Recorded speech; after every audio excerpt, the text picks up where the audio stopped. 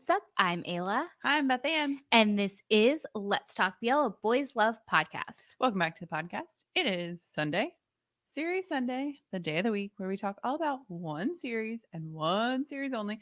Chock full of spoilers. So, if you have not watched the show, turn away now, go watch it, or be spoiled. Or take our expert opinion and decide for yourself. You have been warned. You have been warned. You've been warned, and we don't feel bad if you're now spoiled. Our theme. Listen, clearly we're ready for a trip into the mountains. Yeah. It's very clear. It's very obvious. Rugged mountain, ready to live without electricity, light some candles, use a generator, run through the forest, take down a sex trafficking ring, and a corrupt police chief, because we are venturing into the world of Manor of Death. Oh my gosh, Manor of Death, y'all. This show, let's get to the nuts and bolts of it, because it feels like new-ish, but like it's been a minute since it came out. Right. Well, I mean, it's new in the sense that, remember, we had this big break when COVID happened, where kind of nothing was coming out. So this, I would say, was like the tail end. So it ran towards the end of 2020 into 2021. Right. And it was like the tail end of the beginning of the end of the new BLs for a while. Right. For a while. Yeah. And it's funny because if you think about it, this kind of paved the way for Tale of a Thousand Stars and, you know, traipsing into the forest. Mountainous mountains. Yeah. I didn't look up to see where this potentially is. Do you think it is in Chiang Mai? It's in Chiang Mai. Tul, yes. we chatted about this with Tul. Look forward to that this Wednesday. Yeah. And we talked about how this is in Chiang Mai. Yeah. Chiang Mai got its comeuppance. Sure did. Okay, so it came out at the end of 2020, the beginning of 2021. It's on WeTV still, produced by TV Thunder. And fun fact, I always love to look into like the behind the scenes people just to see what the connection is, because as we've talked about, this world is small. Screenwriters, directors, producers overlap so much. So it's always interesting to go back and see what other shows are connected. So the person who screenwrote this, which I'd be curious to know what it's like to adapt, especially because so much of this stuff is from fanfic. Right. I'm more curious in the ones that are adapted from fanfic rather than a straight up novel, because a novel is obviously like well developed in terms of characters, but with fanfic, it's a little different because it's like anybody. It's assumed that you know the character of the person it's based on, right? Right. And so like there's not as much character development work in lots of, not all fanfics. Some fanfics are outstanding. I mean, when I was back in my day, I've never read like BL fanfic. I also never read K-pop fanfic, but I did used to read like back in the day boy band fanfic. Yeah. So some of it is very well done. Yeah, and what's interesting is like you don't necessarily have like a writer. It's like just a fan who's so passionate about like telling a story of these people that like, so not a writer by profession, but still a writer. Yeah. Like as a writer by trade myself, like anyone can write. Yeah. And not that anyone can write, but like you don't necessarily have to be a writer by trade to be an author, to be a writer. Yeah. Not anyone can write, and that is very apparent in lots of these fanfics. True. Which is why we have screenwriters. So this screenwriter also screenwrote He's Coming to Me, Dark Blue Kiss, and my personal favorite, which still praying every night that we get it internationally, Love Stage. I mean, He's Coming to Me and Dark Blue Kiss, truly two of my favorite BLs. Yeah. Truly. Like, I go back and rewatch Dark Blue Kiss so consistently. I love it. I love it so much. And I was just telling a listener that, like, I understand Dark Blue Kiss. It can be polarizing. Like, not everybody loves Dark Blue Kiss like I do. Versus, I feel like most people that watch He's Coming to Me love He's Coming to Me. Or most people, for example, that watch Bad Buddy love Bad Buddy, right? Yeah. But I feel, and same thing with Tale of a Thousand Stars. Pretty much anybody that watched Tale of a Thousand Stars loves Tale of a Thousand Stars, but Dark Blue Kiss doesn't always get that same reaction. I think it's always like I don't know anybody that hates it, Right. but you either love it or you're just like, eh. That's a show I watched. Yeah. But that's not how I feel about it. I think Dark Blue Kiss is a masterpiece. So I think good. He's Coming to Me is a masterpiece, particularly the monologuing that happens in both of those. Yeah. And I like Manner of Death. Once you told, because we were doing a rewatch of this and you were like, hey, did you know this? And I was like, I can kind of see it and hear it and feel it, but also not really. So it's really interesting. I wonder if that has to do with the source material too. Like, right. It just lends itself to one thing or the other. These are also more grown-ups. This is like one of the first BLs that we got about grown-ups. Yeah.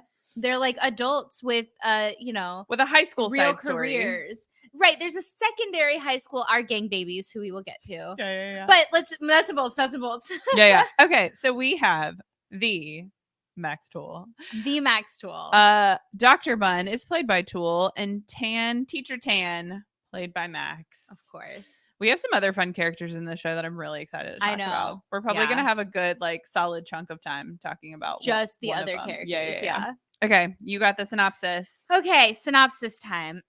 I never proofread these synopsis, so I never know what's coming.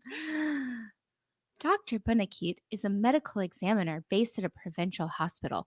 One day, after carrying out an autopsy on the body of a woman who had seemingly hanged herself, Dr. Bunakit rules out a suicide as his findings point to homicide.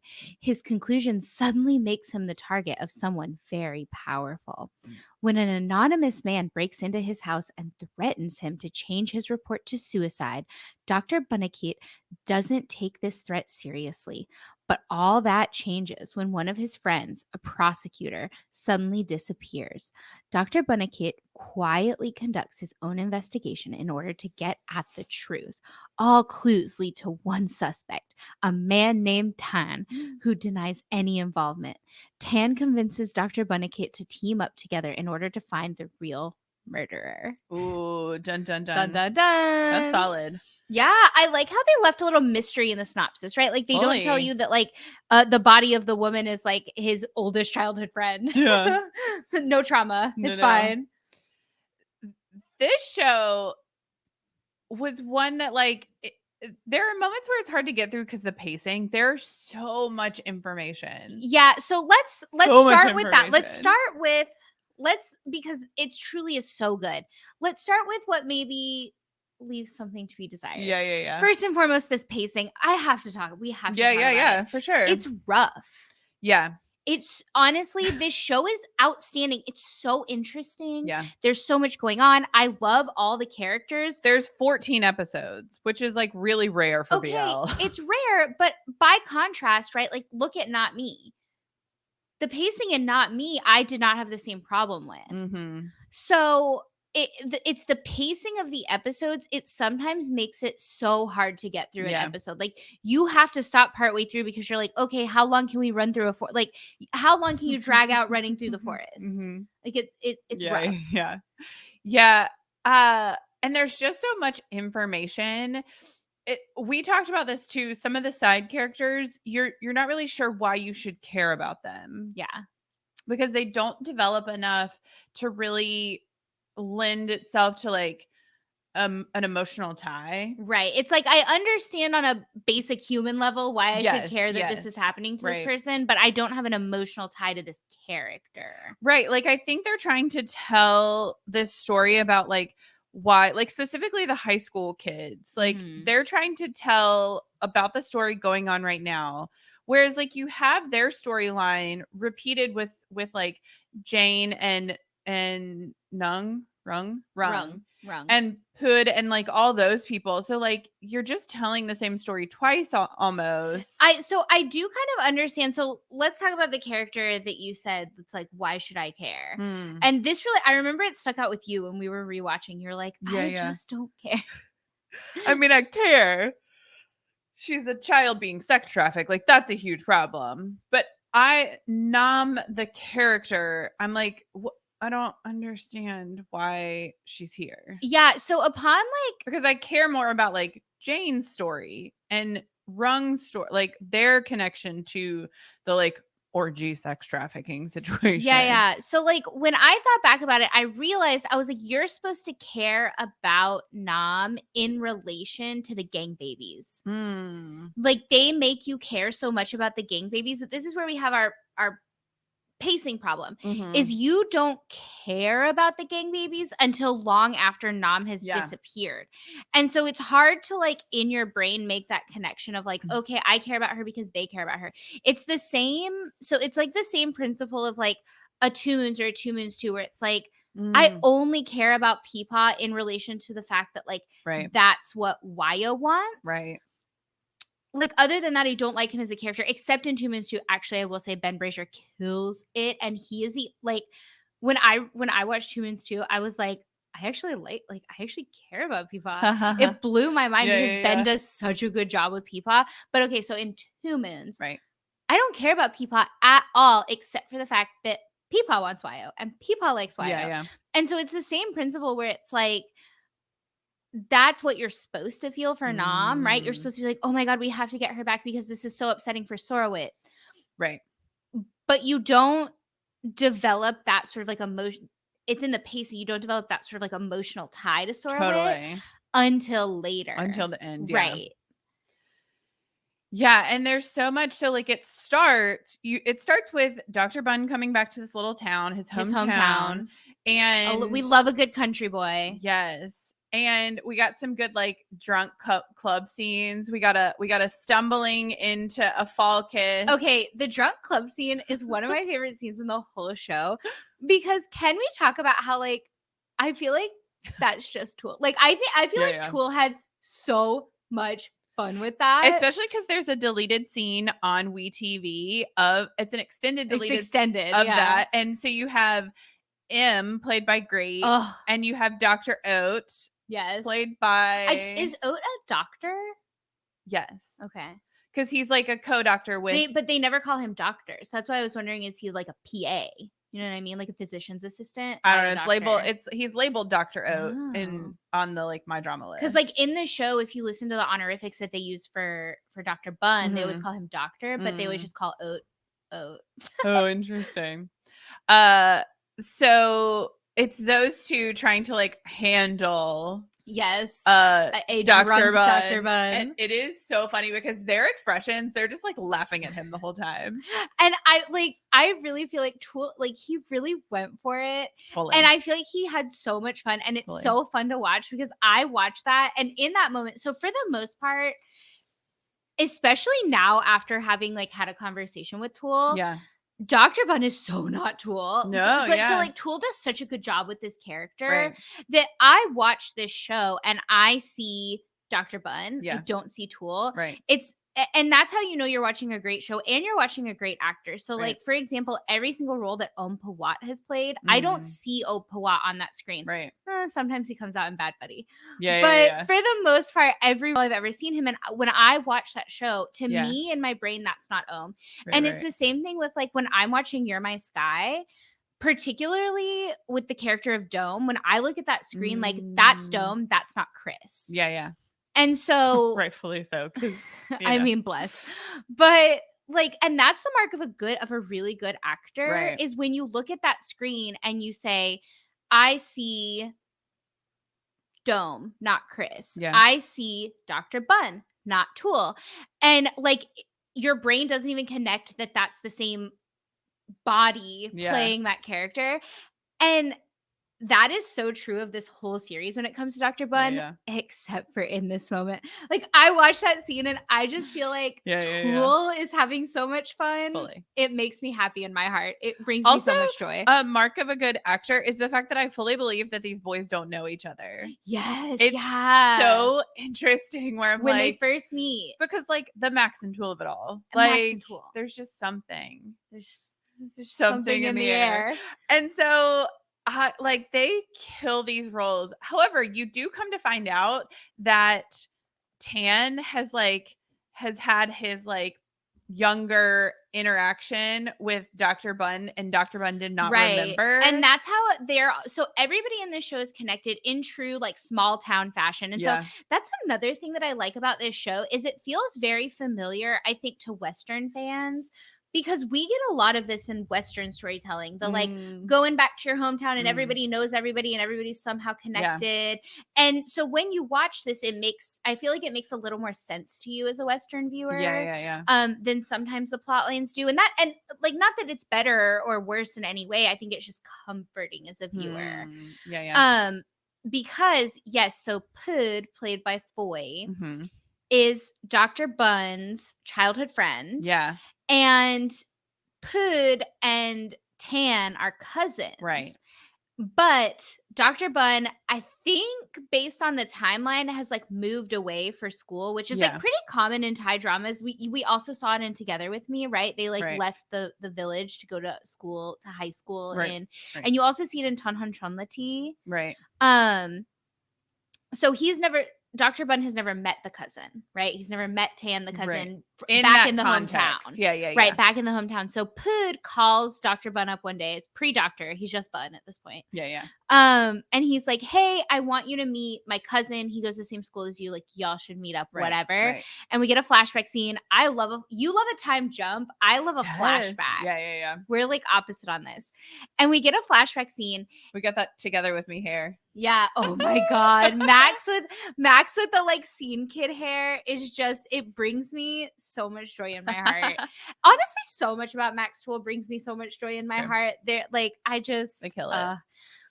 But so you get this flashback and then there's a classic BL moment where like the papers drop. Love at first sight for one of the boys. Tan locks eyes with Bun, who, correct me if I'm wrong, is he wearing little glasses? He's wearing little glasses. Yeah. And he locks eyes and he's sold. He's sold. And of course, buying what Bun he's selling. is just like in a tizzy and just like has no time to acknowledge. Oh, he's so verklempt about the papers being everywhere. Yes, and so he can't. His heart does not flutter yet. But Tan's heart has been fluttering since college. He doesn't remember when that bird started fluttering in his chest. No, but then fast forward, we're in. I'm not gonna try and say. For a minute in my head, I was like, I'm gonna say this name. I'm gonna say this province name. Is it? Did they say? But I'm not going to say the province name because I tried. I practiced. Like I was like, I got this. Vienmork? Not quite. It's very difficult. Here's the. But continue on. Fast forward, we're in the province, and they lock eyes outside the club as they're walking in, and then inside the club, Dr. Bunn has been tricked, peer pressured into drinking a shot that is like, that would be, so what is our equivalent of like, what's that shot where they put like 151 and tequila and like and like rum and idea. Like 3 other things in it? No clue. It's the equivalent of that. I forget what it's called. I honestly feel like it's just the equivalent of doing a shot of 151 if you're in the States. It's essentially like a very high proof alcoholic shot that leads him quickly to inebriation. Yes. And so with all of that, there of course is a drunken kiss. So good. I love that kiss because they're just like Tan has been waiting his whole life for this kiss. Since that college scene. Right. Since that college moment. Like, you feel it. I will say, Max smolders in this show. Oh, yeah. He's always seemingly very upset. And I love it. I don't know if he's upset. He's more like, there's something brewing. Oh, I remember when we were rewatching this, you were like, Max would play an excellent vampire. And I'm super here for that. Seriously. I know. Tul wants to play like a cowboy / like Egyptian. Spoilers for Wednesday. Yeah. Sorry. / astronaut. But yeah, Max would play an excellent vampire. And I feel like this gave me like Twilight vibes a little bit. It was like if that fish upon the sky kiss was grown up. If we were grown ups, we've graduated college, we have real careers. Yeah. Amazing.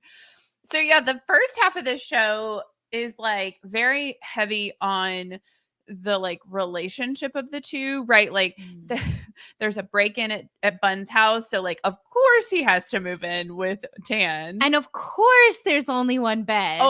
This giant house and only one room is furnished. I mean, shout out Dark Blue Kiss, our screenwriter. We love the only one bed trope in Dark Blue Kiss with Sun and Mork. Obviously. And so up until that point, so like the first half of the show is like them together, and then like all the chaos ensues. Like they have to roll out like this elaborate like corruption story, and like everything is an elaborate scheme. But also, okay, can we talk about how poor sweet Dr. Bun? It's hit after hit after hit for my man. Like he is going through intense trauma the entire time. Literally, he's just like, a sweet little doctor, but like constantly getting beat up. The week that he's moved back home to his hometown, he has to like do the autopsy on his best childhood friend's dead body, and like he sees her suicide. Yeah. And then just from there, like people break into his house, he gets shot at. He actually gets shot. He gets punched in the face. He gets handcuffed. He gets into a car wreck. He gets handcuffed to some stairs. He is always thinking that this guy that he is falling in love with is about to die. He thinks he's about to die. He thinks all his friends are about to die. And then his other childhood best friend also gets murdered. Yeah. And then additionally, like he realizes he's not sure if he can trust this man that he's fallen in love with, right? Yeah. Because he's like, oh God, the mafia connection. And then also he finds out there's like a sex trafficking ring in his hometown. Yeah. And then also he finally makes it through. He finally makes it through. Oh, and then he finds out his dead best friend's sister is the murderer the whole time. Right. Oh, and then he has to watch this kid that he's like taken under his wing get the hell beat out of him, Sorowit, right? Right. Like just like trauma after trauma after trauma after trauma for my man. And then he thinks he's made it through. Oh, sweet summer child thinks that he's made it through. You've been dying to talk about this scene. I'm dying to talk about this scene. And he's with his mans. They've taken care of the corrupt police chief. They've taken down a sex orgy ring. Yeah. They've taken drugs, prostitution. We've gotten rid of all of it. We are the heroes. We won. And he's in love with this super hot dude. Yeah. Who's now a good guy. Who's a good guy. Fully been what's the word? Absolved. That's the word. Okay. Of all his potential misdoings. I'm trying to think of smart words and I clearly can't. Tan is clear. He's just a teacher. You good? Who's related to a gang. Is that a gang? I mean, is Tor a gang daddy? Yeah. But what is their gang? Like, what is that mafia? They're just clearly doing like shady mafia stuff. Business? Yeah, business. Yeah. Okay, continue. Oh, right. So, man, that would have made a good reel too, and now it won't. Anyways, he's made it through trauma after trauma, etc. Yeah. And then his boyfriend's like, let's go walking in the woods.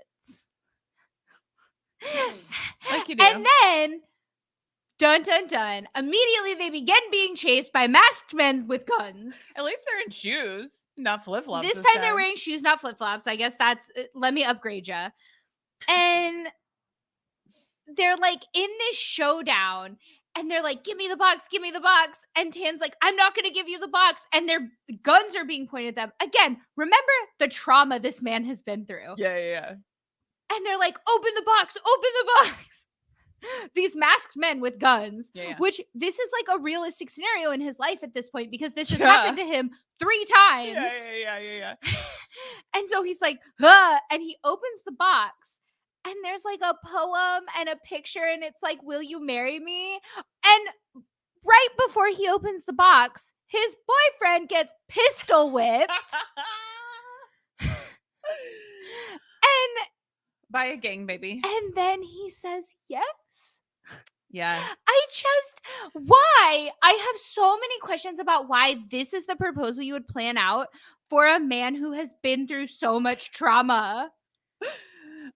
Go watch the interview with Tul or wait for the interview with Tul because we got some good info on this scene. Oh yeah, because I'm very passionate about this scene. Obviously, I think it's absolutely ridiculous. I actually really like it because of how ridiculous it is. It's so funny. It's so funny. Also, like, how did none of these three people stop him when Tan is like, "Hey guys, I have an idea." Right. Why did so two of them are gang babies. Two of them are high schoolers. Sure. And that's their teacher. So Right. if your teacher's like, hey, I need you to pistol whip me in the forest. I mean, like, I what are you guess gonna do? well, and the other one is Inspector M, and I guess he also helped with the elaborate scheme where he has to like shoot them. He's also into elaborate schemes. He's like, True. Put on this bulletproof vest and let me shoot you in the chest. Yeah. Okay, because there's not like a smarter way to do that. Yeah. Oh, and then also fall off a cliff. The falling off a cliff is excellent. Right. He's like, let me shoot you in the chest and then you fall off a cliff. Isn't this a great plan, guys? Because he was also like, of course, I'll get shot and pretend to be dead. Right. And to take down one of these other corrupt policemen. Right. There's just so much. There's so many schemes and plots and plans, and I actually live for it. I'm here for it. Yeah. But honestly, if Great wasn't so hot, I don't know that I could be on board with all of his scheming. It's true. Great in all forms is great. He's so great. I mean, Inspector M. Also, another thing I appreciate about this show, because we're going to talk about Sarawat M. But another thing I appreciate about this show is it lets me flex the BL vocabulary that I have learned. And 100% thanks to Together. Yeah. Every word I learned in Together is in this show. You got Sarawat, which means police officer. Yeah. And then at one point, Rung screams, Salaleo. Yeah. Which we all know means asshole. Yeah. And it just made me really happy. Love that. But okay, Sarawat M. Great. Lord have mercy. Throughout this whole show, he appears at the beginning and you're like, oh my gosh, this man is handsome. You're like, and then you don't know what's going to happen, but he gets more handsome as the show goes on. Yeah, he somehow just continuously glows up. I don't know. Also, can we talk about the duality of this man and this character in that when he is like off duty and he's just like hanging with his buds at the club and he's got the fluffy hair and he's like giggling and smiling and having like a good time. So soft. He's so soft. And you're like, oh my gosh, what a precious man. And then the next day he's at work, he's on scene, he's in his little policeman outfit with his little hat and like serious. His hair is coiffed and he's like super serious. And you're like, yes, sir. Of course, officer. Handcuff me now. I mean, and then gorgeous. And then you get to the part where you like they make you think that he's also bad corrupt, guy. But at no point scary. You're like, oh my gosh, this man is intimidating and like he's scary. But at no point did I ever care. I'm like, yeah, murder me. I don't care. Shoot me. He's gorgeous. I mean, truly. Do you know who also has excellent hair duality? Yeah. The stuff fluffy, just sweet, like IRL fluffy Sua. Yeah, Sua also has great hair duality. Okay, we talk about this privately a lot. Yeah. That here's what you need to know about cute boys. This is a hard and fast rule, I'm telling you. Yeah. And you can test it. Yeah. Trust me when I tell you can test this. If a good hairstyle makes a boy cute, he is not actually cute, right? If a bad hairstyle makes him unattractive to you, you don't actually think he's attractive, right? Like, but all of a sudden, if this person that you thought was unattractive gets a good hairstyle, then you think they're attractive. They're not. You don't actually think they're attractive. Now, of course, attractiveness is subjective, so everybody has their own flavor. Yeah. But like I'm talking about you, personal preferences. This is how you know. And I mean, in this show, Inspector M has all the hairstyles, every hairstyle. Really? And with every hairstyle, he gets more and more handsome. And we have seen Sua with every hairstyle, including those early days You're My Sky promo hairstyles, the like shortest hair like ever. on the heels of You Never Eat Alone. Right. The man is still beautiful. He's still the cutest boy in Thailand. I don't know what to tell you. Park Seo-joon Itaewon class haircut. I don't make the rules. Cute Boy Thailand does. Cute Boy Thailand makes the rules. Yeah, Inspector M. Inspector Man. M. Truly, all the beautiful men in this show that you think could be evil that turn out to be still good boys. I mean, this show has it all. The only thing that I am disappointed about in the show in relation to Inspector M is the fact that they didn't develop Inspector M and Oat. Dr. Oat. Yeah. It bums me out. We got like a 15-second clip where they gave like him food. Clearly they're dating. Yeah. Right. We learned this from William. William taught us. If you haven't watched that episode, go back, watch the Thai culture episode with William. But I was really digging deep into this. I was like, William, I need to know the social constructs around this. Right. It started with Dark Blue Kiss, actually. And William said, if you bring everyone food, or if everyone at the table is sharing food, it doesn't mean anything. Totally You're not dating. But if one person brings one other person food, or one person is only giving one other person food on their plate, that's how you know it's flirting. So when Inspector M brings the snacks to Dr. Oat, and they're only for Dr. Oat, and he's made this special trip to bring them to Dr. Oat, this is how we know. This is the flag. That's how you know. This is the green flag. It's on and popping. There's a lot, and then they don't develop it, and then we get nothing, and we didn't even get a sequel, and nothing happened, and I'm really sad about it. There's a lot of side couples in this show that get not enough screen time. I know. These sweet little gang babies are truly the most precious things in the world. I love the gang babies. They're so fun. That and Sorowit. They're so sweet, especially Sorowit, because he's so soft. And he's just so smiley, and he's happy, and he just like cares about his friends, and he wants to do the right thing.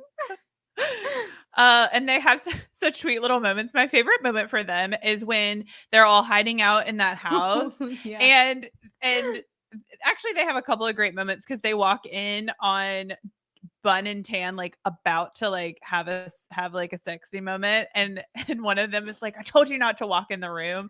But no, one of my favorite moments is when they're all like the gang babies have made it back to the house, and they're like, one of them's hurt, and he's like, are you okay? And he's like, are you okay? Yeah. And they like sit down together, and then it pans over to Bun and Tan being like, the like older gays that are like, and they're just looking at it, and they're like, I remember when I was a young lad finally discovering the love of my life. Truly. I mean, Tul, the papa, the daddy of BL. Yeah. What else is there in this show? I mean, there's so much more. It ends with a wedding. This is truly. It also begins with a wedding. Is that opening gala a wedding, or is it just some sort of like gala? Is it just a party? You go through so much in this show that I don't remember the opening. I think it's just remember it's inside a crocodile head, and we both were like, when we rewatched it, we both were like, I remember there was a party, but I don't remember it being in the head of a crocodile. Oh yeah, what is that party? Maybe it's just like a party. Maybe it's just some sort of gala. I guess so. I always assume that like some sort of big fancy dress up event is like a wedding, but maybe not. Right. Because they flash back to that event quite often. Right. Which is why, again, but they don't flash back to them walking in. So you only see once that they're actually walking into a crocodile's head. So ridiculous. When we go to Chiang Mai one day, I want to find this restaurant. It's probably really there. Yeah. And it's probably like a tourist destination. It's probably like a thing. I don't think Manor of Death had the budget to just create a crocodile head. No, but I mean, it's probably like an actual like tourist attraction. Destination. Yeah. I love how the location scout was like, yes, that's what we need in our show. Yeah. But is this the one and only BL that has really ended with like a marriage? I mean, Tarn type. Oh, right. True. Yeah. So I guess Manor of Death paved the way. Right. Because that also paved the way for grown-up BLs. Like Manor of Death walked so that Ken Porsche could run. Oh, and based on that trailer, Ken Porsche will sprint. Oh, I love this for the grown-ups. Children, if you are not 21, just there's so much other fluff that you can consume. Yeah. And good serious dramas. I love a fluffy BL, so let's not, for sure, knock it. Okay, so another thing I love about the show. Yeah. The houses, actually. I think the locations, all of the different houses are like really cool and unique. And I really wonder if we gotta get Tool back on the podcast. I have so many questions now. Just for Manner of Death. Yeah, just for Manner of Death.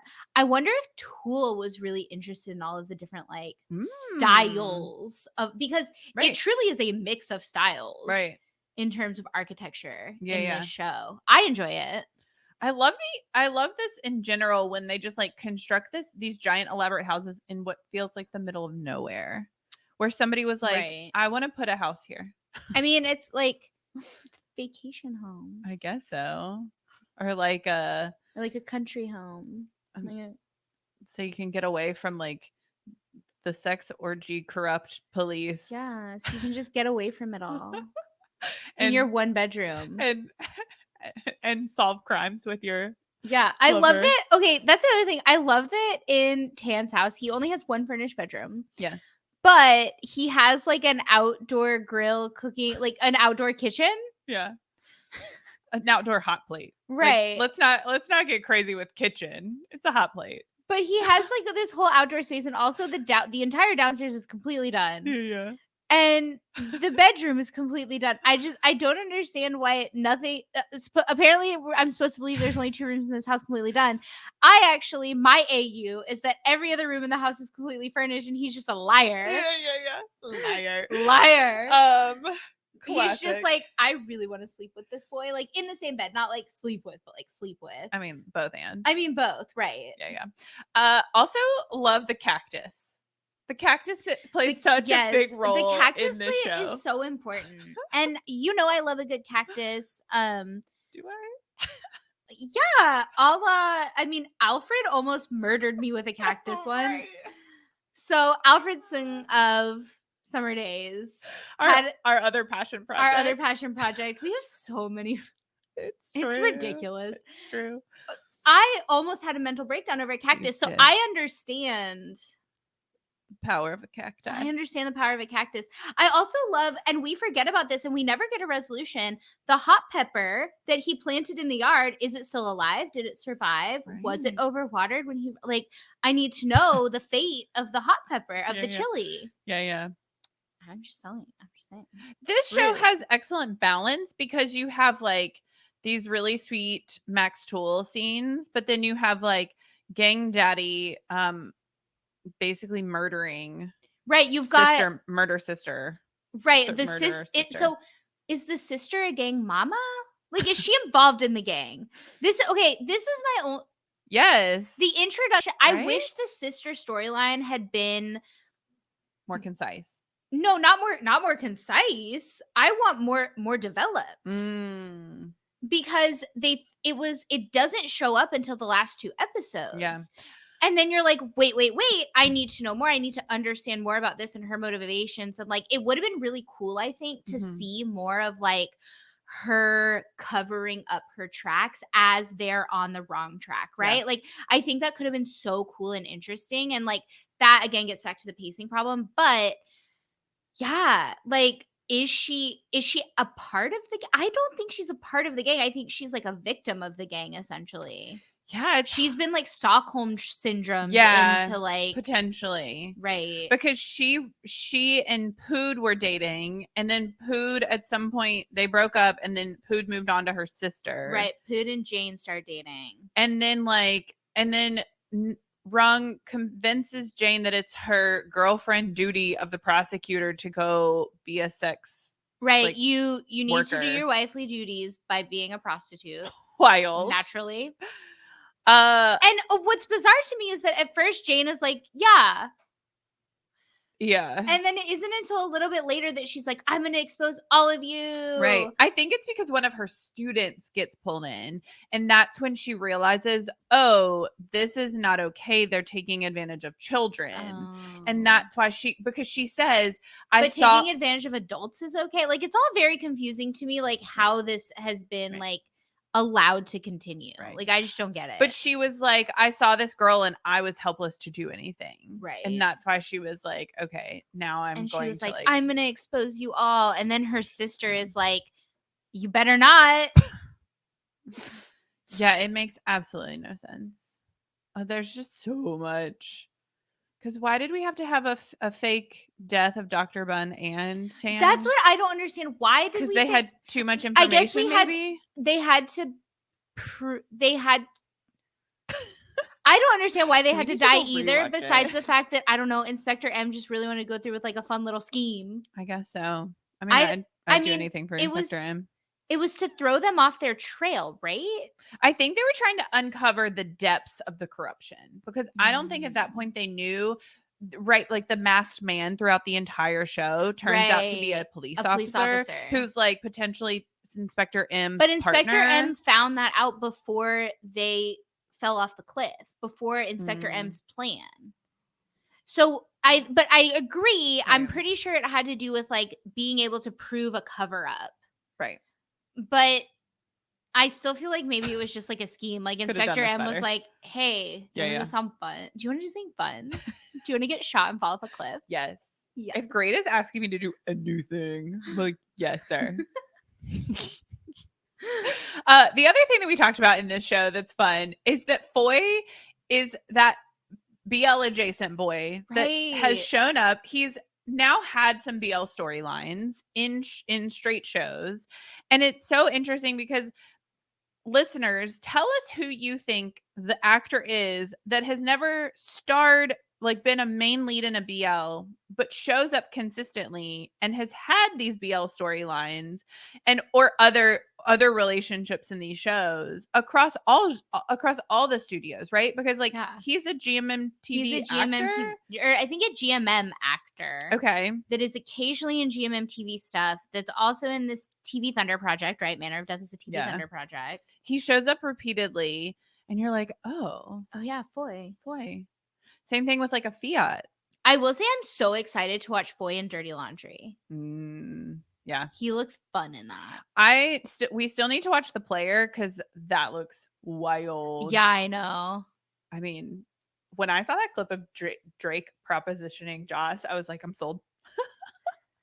And the fact that Tae Tawan is like a crime fighting little like police officer. Yeah. I love it. I love it. Okay. But yeah, Foy everywhere. Don't you have like a little crush on Foy now? Kind of. I don't know. Is it because of Manor of Death or just like, is it current Foy? Is it Manor of Death Foy or is it current Foy?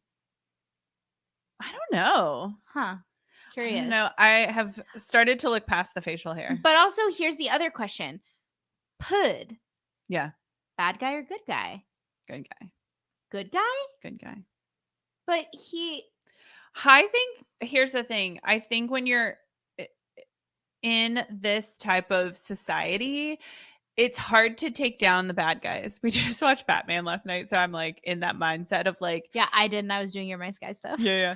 Everybody is like, you have either good guys or bad guys, right? A lot of times in these stories, but there is a gray area of like, there is this system and this thing set in place, and to take it all down would require a lot of effort, obviously, because we see it in the show. So unfortunately, he does go along with the like, he participates in a child trafficking, sex trafficking ring. But does he? And he's a good guy. Does he know? I don't know. Does he know like Jane didn't know until the high schooler showed up? Okay, regardless. So yes, child sex trafficking is wrong. Yeah. Or is bad. Any but sex is trafficking it is wrong. Any worse than your girlfriend being sex trafficked? So like, how is he a good guy? I think it's gray. I don't think he's good or bad. Do you just like Pud? Are you overlooking are you overlooking his poor qualities because you like Pud the character? I'm not saying Foy, but like I think he makes bad Pud choices. Kind of like a certain character. Oh my god, don't say it. If you say that word to me right now, I'm gonna have a mental breakdown. Don't say it. Sometimes in other shows, there are characters who sometimes you realize that it's not just black and white, that like they make bad choices and they can't control their feelings based on the person in front of them. So yeah, Pud is a character. This has been Let's Talk BL. Yeah. I think Pud is a character because you see how soft he is for Tan and Bun. Like in relation to them, like he's a good a good brother, a good Right. P. And so not a good boyfriend. But overall, my personal opinion is if you participate in a sex trafficking ring, you're a Right. bad person. Yeah. That's just my personal opinion. I mean, technically Tan has worked to bring it down since he found out. Right. He's been trying to bring it down. Also, do you feel like Tan would ever let Dr. Bunn be sex trafficked? No, absolutely not. He would handcuff him to some stairs Yeah. to keep it, like, he would go to any lengths possible to make sure that his boyfriend wasn't sex trafficked, versus Pud was like, yeah, like, I guess this is fine about 2 of his girlfriends in a row being sex trafficked. Yeah, wild.